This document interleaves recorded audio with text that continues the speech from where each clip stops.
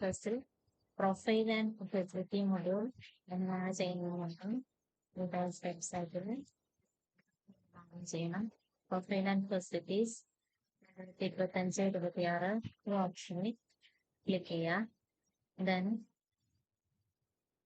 നമ്മുടെ user name password കൊടുത്ത് സ്കൂളിൻ്റെ ഹൈസ്കൂള് യൂസർ നെയിമായിട്ടും പാസ്വേഡും കൊടുത്ത് ലോഗിൻ ചെയ്യുക.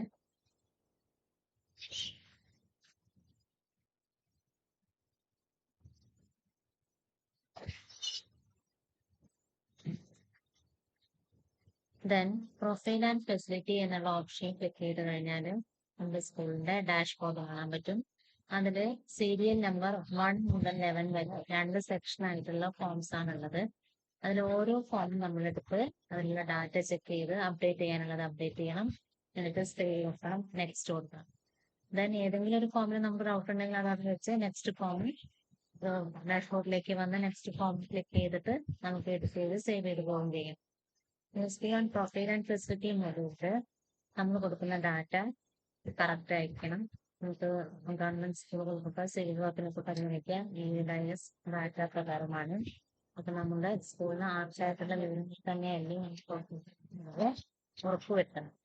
നമ്മൾ ആദ്യം ചെയ്യുന്നത് കമ്പ്യൂട്ടഡ് ആക്കിയ ഫോമാണ്. നമ്മൾ ഓരോ ഫോമായിട്ട് എടുക്കും. ദെൻ അതിന്റെ ബേസിക് ഡീറ്റെയിൽസ് ആണ് വരുന്നത്. ഇത് ഓൾറെഡി സേവ്ഡ് ആയതുകൊണ്ടാണ് നെക്സ്റ്റ് കൊടുക്കും. ഓട്ടോമാറ്റിക്കലി നെക്സ്റ്റ് ഫോമിലേക്ക് പോകും. അതിലുള്ള ഓരോ ഡാറ്റയും ചെക്ക് ചെയ്യണം. എസ് ഓർണോ കൊടുക്കുന്നതൊക്കെ ശ്രദ്ധിച്ച് വേണം ചെയ്യാൻ. എന്നിട്ട് നമ്മൾ സേവ് ആൻഡ് നെക്സ്റ്റ് കൊടുക്കാം.